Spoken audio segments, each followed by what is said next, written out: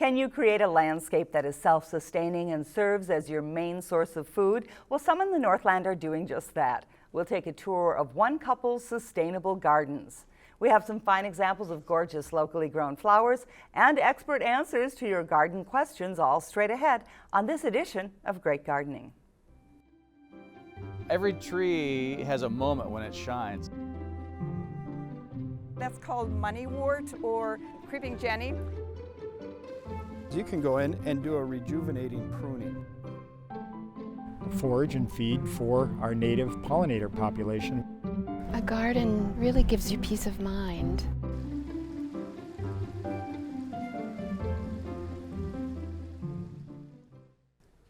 Hello and welcome to Great Gardening. I'm Pamela Fish and I'm joined by our two perennial experts, Bob Olin, regional horticulturist and educator, and Tom Casper, president of Duluth Garden Flower Society, and Tom's also with the Duluth Community Garden Program. Welcome back. Thank you. Great wow, to be here.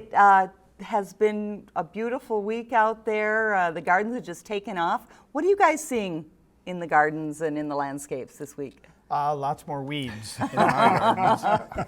I should have watched last week's episode. You should have, because we talked about getting rid of them, and yeah, that is the challenge lately. They really have grown up. When you have all this moisture and then you have warm temperatures and then you don't get on top of some of these things, you know, we've got a few weeds, but we've also got just about perfect growing conditions. So I'm inviting everybody and anybody over to my yard to weed. Okay, all right. And some are edible, I'm assuming. And some are edible, the chickweed, you know. Purslane. Yeah. Thanks for that invite, Tom. Very kind of you. Lots of containers going in. I just filled mine yesterday and the day before, and we're going to have a little tip coming up on keeping those well watered. Great. But our phone volunteers are from the Carleton County Master Gardeners Program. A big thank you to them for coming in to answer phones on this pleasant evening. So give them a call at the numbers on your screen. You can also email your questions to askgardening@wdse.org. Well, as you guys know, we get a lot of questions. You're great at answering them, but sometimes we don't get through them all. So we're going to get started with the few that we have left over. And some of our questions come in with pictures, as is the case right here. We have one to look at, and this is a pretty tough-looking apple tree. This is from Chris in Nashwauk. She said she has dead branches, some type of fungus growing on this. It has a few flowers on it and leaves on several branches, but she's wondering, can this tree be saved? Boy, a few flowers and leaves. You know, anytime you see a shelf fungus like that, a wood-eating fungus, they are actually feeding on dead material. So this tree is under stress. It's not really the fungus that's causing the problem, but there's an underlying issue. And from what we can see there, it looks like it might be fire blight, which is a bacterial infection and something we're really concerned. Few leaves, few buds. Fire blight gradually diminishes the productivity and kills the tree. So that tree, unfortunately, is probably on its way out. It's time to start thinking about a replacement. Okay. Now, if she keeps it this year and it produces apples, can you eat them? Oh, sure. There's never a problem there with the edibility of the fruit. It's just that it's the quality, and you know, a tree needs to be vital. We need good leaf tissue out there if we're going to really produce the sugars in a quality fruit. Sorry, it's time for a new apple tree, Chris. All right, well, we have some other questions that we got online and elsewhere. Lori from South Range, can you transplant tall ladyfern now, or is it too late?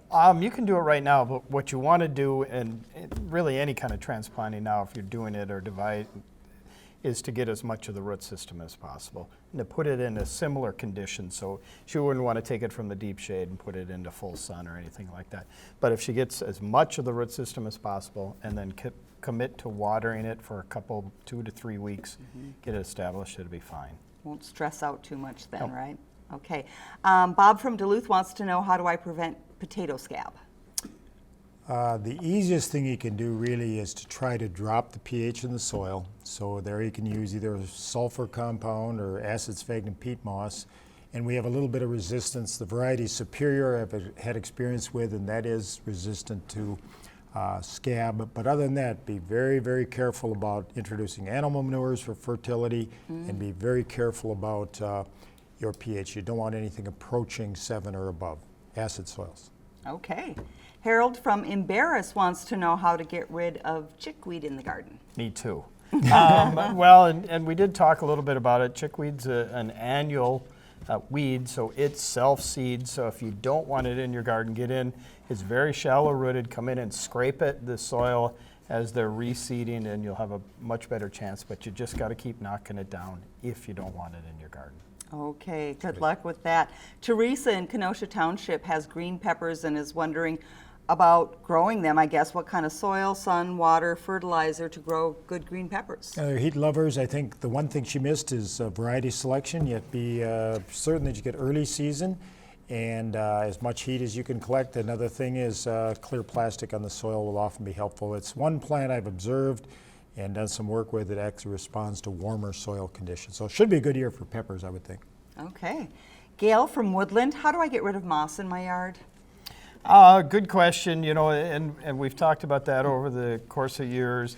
Really improving the fertility, sunlight, drainage in the soil, all will impact the reduction of moss in the garden or in the lawn. So That's good, Tom. The other thing that I've seen this year is a lot of moss eradication products out there. I won't mention any name brands. Interesting. But they all contain some kind of an iron component. But if you kill the moss, you still have to change the environment because it's just going to come in again because the conditions for moss and conditions for grass are totally different. You really need to improve the drainage. And is there any harm in just leaving it be? No, as a matter of fact, there's certain parts of the East Coast where it's become fashionable to have moss lawns. You know, it isn't wear tolerant. You're not going to be playing soccer on it, but nonetheless, it can be extremely attractive, and that may be a viable option for people. Cushy to walk on, though. Yeah, that's true. or sleep on. Okay. Let's see, I don't know who this is from, but they say there's something eating their bush beans. When they were only a couple inches tall, the first leaves they had on them, something was eating them and leaving the stem. You know, there can be a number of pests, but I would rather suspect it's what we call seed corn maggot, and it actually was inherent in the soil. And they do emerge. It's a maggot of a fly or a larval form of a fly. So I would say replant. Let them get out of the soil, come right back in and replant. There's plenty of time for green beans. Okay, great. Donna from Carlton has snow on the mountain that used to be variegated. Variegated. Why can I never say that word? Thank you. Variegated. And it's now dark green. And you know, interestingly, Donna, well, interestingly or not, that's happened in my garden as well. So what's going on? One of Pam's best plants. It Just is, kidding. you're absolutely and right. you'll so see true. that in shadier locations and things like that. But it will deviate, just like a lot of our other plants. Will start to change a little bit. We see that with lilies and other kinds of plants. So it's sort of a natural occurrence that happens with snow on the mountain. So it's nothing that you can change specifically other than removing the non-variegated variety if you choose to. So. And as mentioned, it is one of my best plants because it's so invasive, grows so well, you know, you can't kill it. And it looks nice. And it looks good. So is there anything that we should do about it if we want to keep a certain color or another? Nothing you're going to do about that? Well, you could dig out the kind that is the non-chosen one that you want. Some people really like the natural green Sure. of it. Others like the variegated varieties. So really depending on which one you like better and removing the other. So. And it's so aggressive, it'll fill in with the Yeah. variation that you like. Okay. All right. Well, we're going to go to more questions later, but right now, how many times have you been concerned about being away from home because of container plantings that need regular watering? Well, here's a tip from an area gardener to ease that concern. I received a wonderful tip from one of my neighbors using empty wine bottles as a water globe. First, soak your pot extremely well. Once it's soaked, fill a wine bottle with water, make a hole in your soil, turn the bottle upside down, stick it into the soil. The wine bottles are pretty because of the colors, but use anything that you have. If you're going to be gone for a week or a few days, put a few bottles in. If your pot is smaller, maybe you want to use a different type of bottle. But a pot this size, if I was going for a week, I would probably put 2 or 3. So that will carry you for a few days. And then when the water is released from the bottle, then you're maybe good for another couple of days. I found that this is a real good time saver.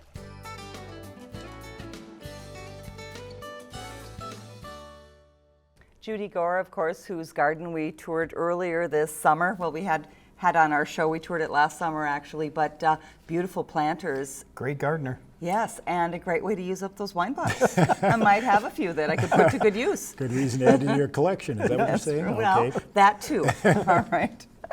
Okay, well, we're going to answer a few more questions here.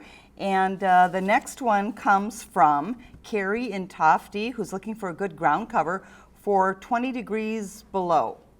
And also is wondering about winter berries that died out and what to do about that. Well, we just mentioned a great ground cover for 20 below. Snow on the mountain does well in just about any conditions if she's looking for that.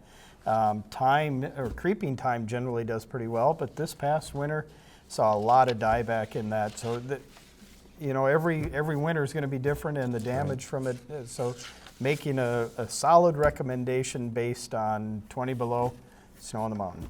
Okay. Sorry, Carrie. The other thing that I people have don't- some, if you need it. All right. Ariel from Esco wants to know, how do you handle slugs in the garden? Carefully. Well, again, they're kind of a function of moisture conditions, so there are any number of things you can do. Raised beds, permanent around the outside. You can use some diatomaceous earth. Remember, they're a terrestrial snail. Snail without the shell. Anything you can do to make the conditions warmer, drier, they'll be unhappy with. There are various kinds of baits that can be used, including the stale beer and the yeast baits that you can utilize. But the big thing we want to warn people about is the most common pesticide, or molluscicide in this case, actually isn't labeled for on edibles. So you have to be extremely careful about any kind of a pesticide used for control. So we've covered beer and wine on this show now. It's the last show. Everybody's pretty happy.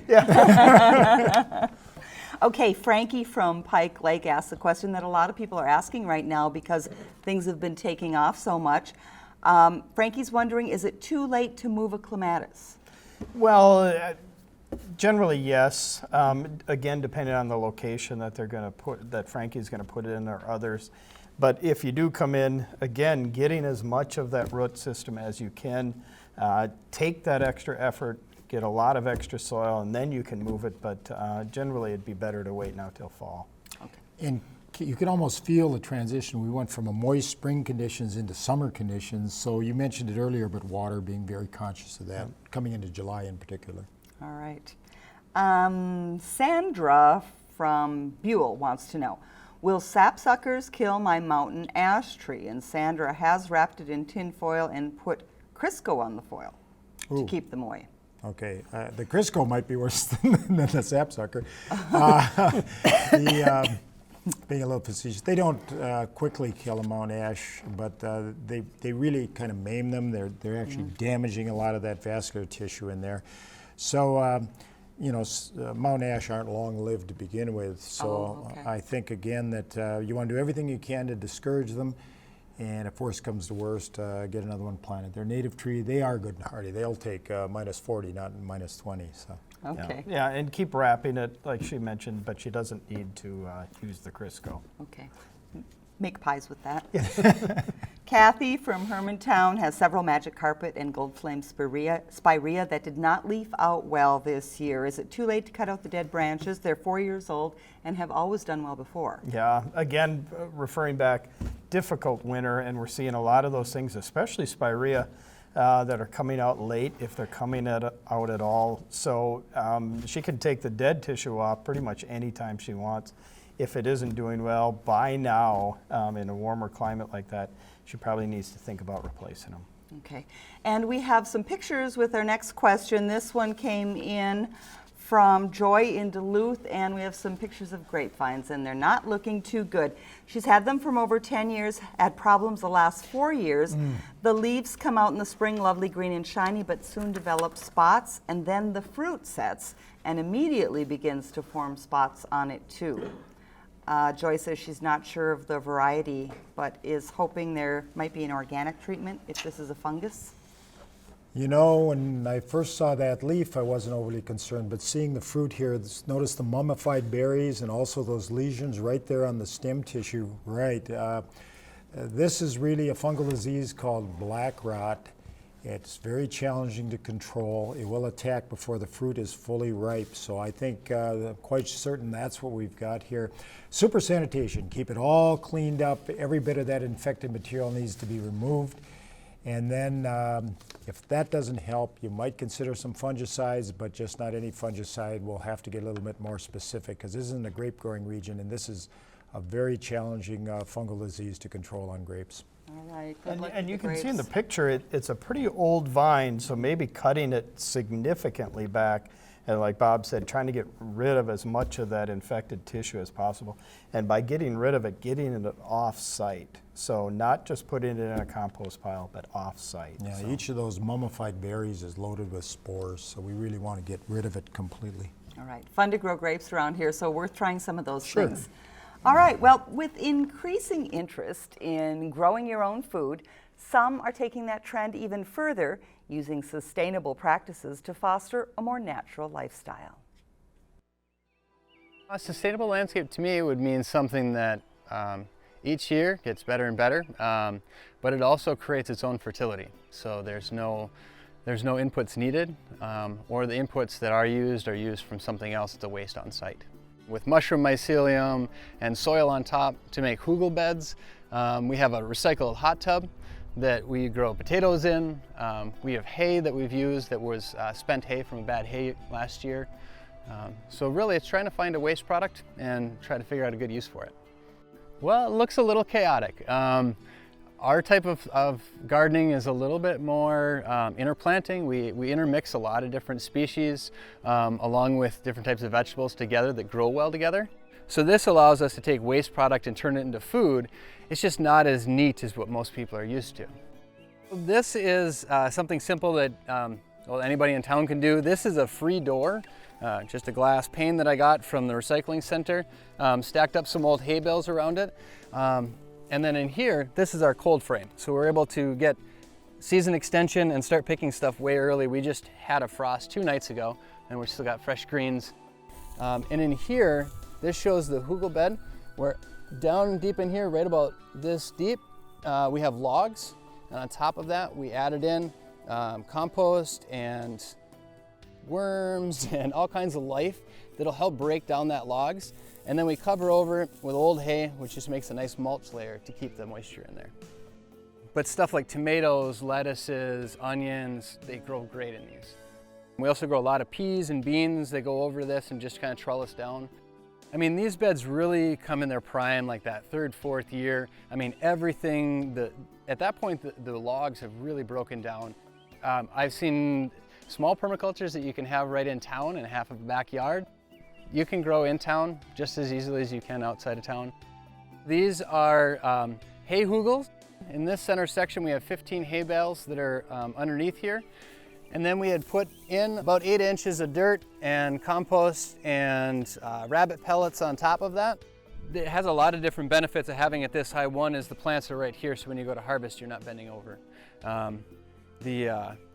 And it also drains a lot quicker in the springtime, and you'll be able to plant on here a lot sooner in the spring.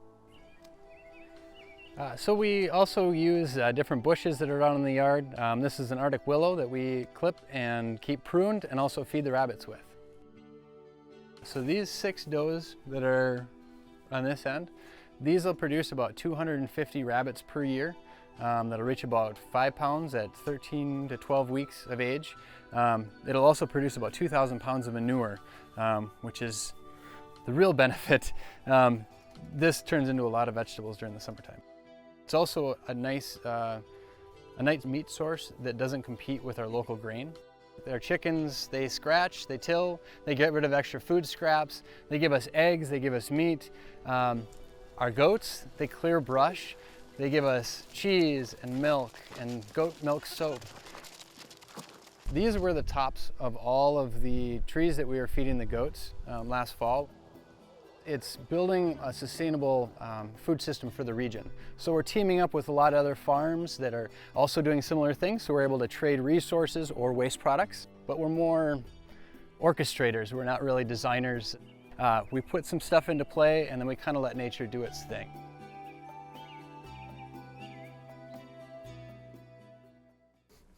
All right, well, that was an interesting Very tour interesting. for us. Really learned a lot there when we went out there, and some great ideas. Well, and it's an interesting movement that people are really wanting to return to the earth and really kind of do a lot of their own things. So that's great. And the concept of reusing materials, I think that's beneficial for a lot of different reasons. All right, well, again, thanks for the tour. Okay, well, back to some questions, and this one also comes with some pictures. It comes from Judy, our floor director and photographer and editor here. And Judy has a place she calls Brighton Beach Gardens, but her delphinium are having some problems this year. They're getting these black spots on the new growth, and she says some of the flowers are stunted. Yeah, and I think we're looking at it. Looks like a form of botrytis delphinium, as well as several other perennials that we see and are seeing, especially peonies, are seeing a lot of botrytis this year, and it's really a product of the winter we've had. Not so much the winter, but also the spring and leading into summer that we've moist had. conditions. So, yeah, moist. Here's a look up close and personal. Judy brought in a couple pieces, and you can definitely see the black spots that are coming in the center of those. And Common name for this fungus is gray mold, so you can see some of the gray appearance, and it's not overly aggressive, but and you're going to get a little bit every year. But again, cleanup, like we talked about, very careful about sanitation. You just want to encourage that number of spores to continue to develop year after year. Yeah, So- it's really, Judy should clean up her garden. Is what we're trying to say. Let's get that Brighton We'll Beach let her garden know. cleaned up. But and again, it's that sanitation practice that Bob mentioned, and getting that off-site. So rather than going into the compost pile with things like that, you really want them into garbage or into a hot composting facility or a place that gets those temperatures that you need to kill that off. So 140 degrees for 60 days in your compost pile. If you can do that, you can kill botrytis. yep. and once she cleans that off, the rest of the plant should be okay. Yep. As long, well, it really wants to be pretty aggressive. Seeing it a lot with peonies. However, in peonies, it's the newly forming blossoms that are dying off. So getting them cleaned up significantly down from where you see it. So Okay. Gosh, we only have a tiny bit of time left so really quickly, Annie in West Duluth wants to plant gladiolas and wants to know if deer like them. generally, they'll stay away from them, but you know the list for deer continues to get smaller and smaller. So predicting what they will and won't like is difficult these days. Okay, Good and collection Bill, of taste and odor repellents along with them, predict if they're high value. okay, and Bill in Renshaw has black spots on tomato plants. Oh, on the plants themselves at this point? I'm assuming. Yeah, okay. It says on tomatoes, but I'm Septoria leaf spot would be the most likely issue there. And again, going to the cultural things, always water. If you're going to water in the morning, keep the plant tissue as dry as you possibly can. Thin them down, spread them out, and there are some fungicides that are labeled as well. okay. Great answers. That's all the time for questions right now. But flower gardeners surround themselves with beauty, and thankfully they enjoy sharing that appeal with others. Here's this week's Grow and Show. Kathy Kadlicek of Superior has a seed garden that helps span the generations. Each year, her grandchildren help scatter the seeds of zinnias, sweet peas, and nasturtium, and then marvel at the weekly changes as the flowers grow and bloom. Kathy's perennial garden of black-eyed Susan, bee balm, and other favorites includes white alyssum that she also grew from seed. Patsy Nora of Cloquet sends this picture of the backyard garden from last July with stunning annual baskets and most of the perennials in bloom. Won't be long now, Patsy, before this scene repeats. From Roger Arney in Renshaw, a look at this front yard oasis. Lush green plantings surround a pond in the circle drive with a bridge built for easy access to the center garden. And Evelyn Rada has captured the beauty of several of the blossoms and buds in her Virginia garden, which she says has gone through many phases of change over the years. But Evelyn adds that through it all, each individual plant and flower has brought joy to her heart. You can share the joy of gardening by sending pictures of what you grow to greatgardening@wdse.org. And I like that sentiment that every single flower brings joy to her heart. And Yeah. we're glad to Yeah. hear it. A lot of Even that- people feel that way. Even that tansy. Some Even people the might tansy, consider you're that a right. weed. Huh? I want to mention all the garden pictures from Grow and Show and a few others will be in our garden galleries, and you can go to our website to find those and look through them. They're really fun to see. And an upcoming event that we want to mention. Yeah, St. Louis County Master Gardeners are going to have their annual plant sale. So here's a nice opportunity, not just to pick up perennials, but they also have some bedding plants, some herbs, and that's this Saturday at St. Lawrence Church right up in Piedmont, right off Morris Thomas Road, 8 till noon. Should be a real good activity. And to support the good work of the Master Gardeners. here in That's St. right. Louis They've been County. great supporters of public television and in particular of this program. So go out and support them and go to the plant sale. All right. And you can also go to our website for more upcoming garden events, advice, and more episodes of Great Gardening. We put those all online after they appear on your television Yeah, screen. if folks are missing us throughout the summer, you can just go to their computer That's right. and watch how funny we really are. No If I feel reason to lonely, miss I'll us do over that. the summer. Well, as mentioned, this is our last episode for the regular season. And speaking of incredible support and devotion, you guys have been so great to public television, to our audience. Tom Casper, Bob Olin, a wealth of advice from you guys with demonstrations and advice and information for all of those people out there who like to nurture their natural environment. So thank you so much for all that you do. I really appreciate it. Sure, welcome. It's our fun for us, and it's our pleasure, and we've enjoyed it as well. Yeah, if we could just do this, 8 hours a day would be like perfect. Well, we'd love to see that happen, but we know it's not going to. But thank you again for another wonderful season. And thanks to all our phone volunteers from throughout the year. And to tonight's phone volunteers from the Carleton County Master Gardeners, we want to thank you as well. We'll be back with a wrap-up of the season during our Fall Harvest Special on September 17th. Until then, thanks for watching and enjoy the garden.